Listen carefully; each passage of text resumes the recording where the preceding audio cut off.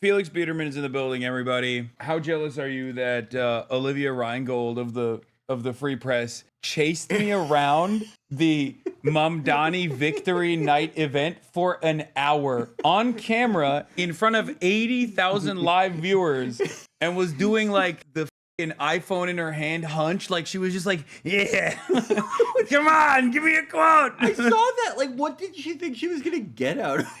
I don't know. So what do you not like about Zoran's, opinions? Very smooth. What do you disagree with Zoran on Israel? What do you disagree with Zoran on Israel? And I was like, listen, I was like, I don't really know what I would disagree with him on, but like, there might be stuff down the line. Oh, and then she kept wanting to profile me too for the Free Press. Oh yeah, I'm sure there'd be a very fair profile. Which by the way, to which I said, you already did profile me. Hold on. Here are some of the images. Olivia Reingold of the Free Press is glued to Hassan Piker at the Zoran Mamdani Victory Party, itching to write a hit piece. Oh, she was wearing her reporter glasses. Yeah. That was her disguise. She's like right there in the back. Or do you think she didn't come with the glasses and then she saw you took had them them on and she was like mirroring you? Yeah, like she didn't have it on her. She had it on her head here, but she basically went I gave in. I was like, because I knew who she was from the start, right? But I was just like acting a bit aloof until this very moment. I wouldn't have been able to do that. I would have been like, no, I was my favorite reporter.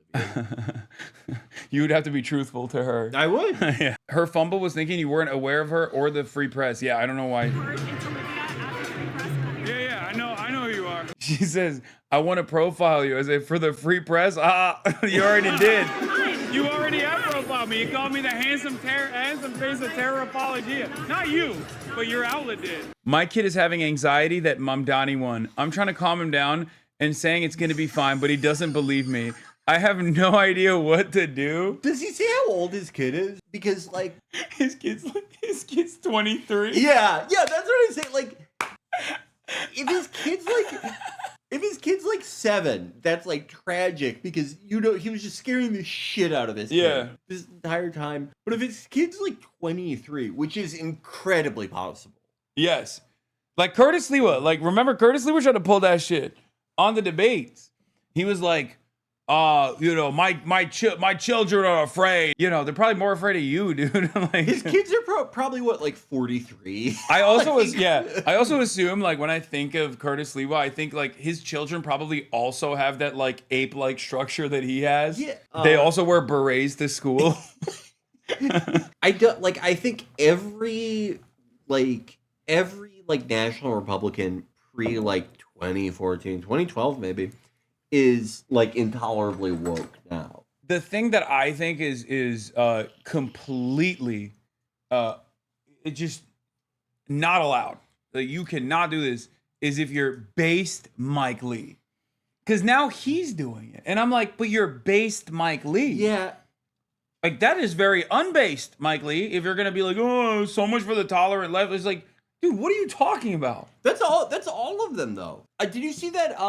I don't even know his name. That Brilwin Howard or whatever. Oh, yeah. Oh, yeah. What is his name? Brilwin Hollander. I knew it was a B and an A. Yeah. It's one of those like new age white people names, like one of the new age wasp names. It's crazy. Like what happened to white people being named John? That's a great one. But you don't need to literally reinvent the wheel, man. You had a pretty solid run. It's really great, but he's trying to synthesize like a anti-woke, sort of critical on Israel, but not really. Like chat, find me the brilliant Howard, the fucking white boy, the one that is like the Charlie Kirk replacement, the industry plant Charlie Kirk replacement. In his video, he said we should still call out corruption and AIPAC. Like it's literally Warrenism. They're doing like right Warrenism. Oh, that's awesome. That is gonna be like after Trump. That is gonna be the party split. Let's see. There's a cancerous ideology spreading on the right from a small but this is woke. I don't want to hear that. Yeah, you're woke. Let's see.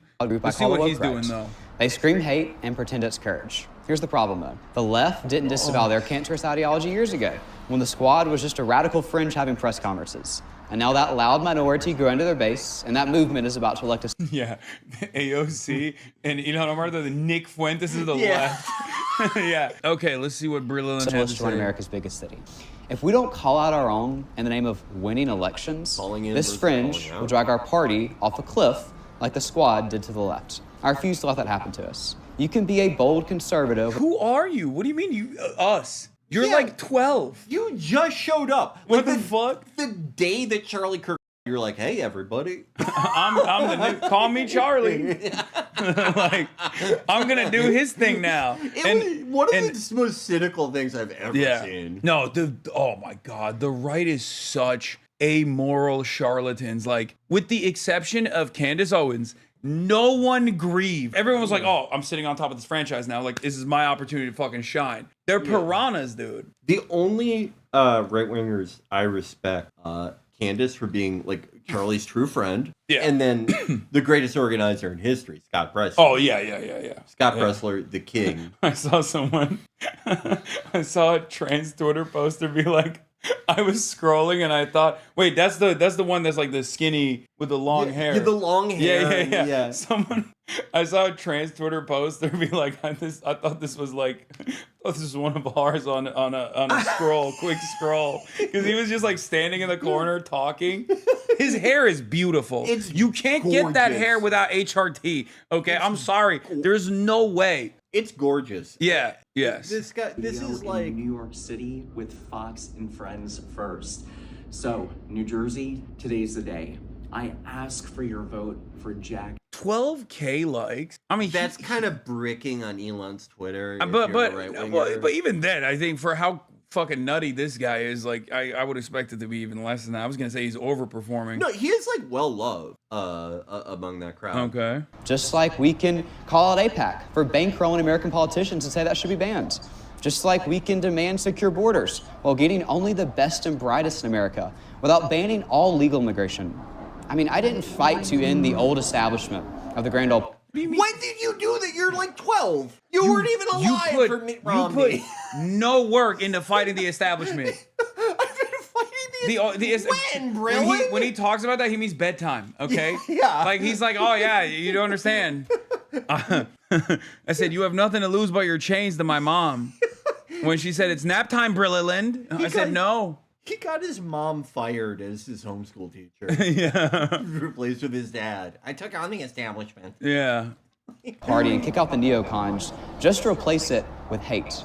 We're supposed to be the party of faith and freedom, not anger and chaos. It actually reminds me of Cuomo. We were talking today about like the central arrogance of Cuomo's campaign. This Bralin kid, or probably his parents, because I don't like to bag on like children like this. This idea that you could just plop someone out who no one has ever seen or heard of and be like, I've been fighting the establishment this whole time. I was keep it. Everyone I was believes 3 you. years old in 2016. But everyone believes you when you say that, for sure. There has never been like a more flat-footed in this plant. Like this is really. Yeah. This is tough. This is like, this is like Somber or whatever, any number of those like different TikTok musicians you hear about. You're like, who the fuck is this guy?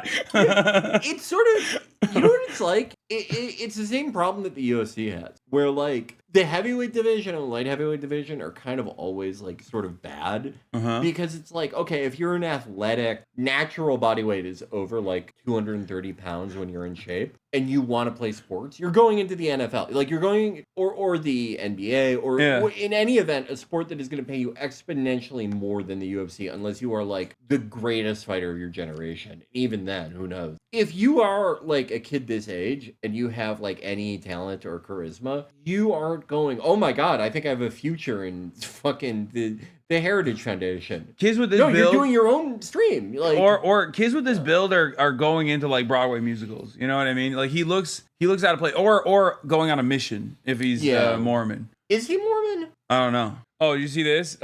Ted Cruz is reposting Drew Pavlov, who's like taking clips of me talking to Rhina.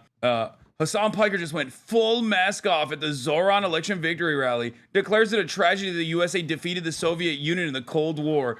AOC embraced him on camera just 2 minutes before he said this. Why are these guys still doing this shit?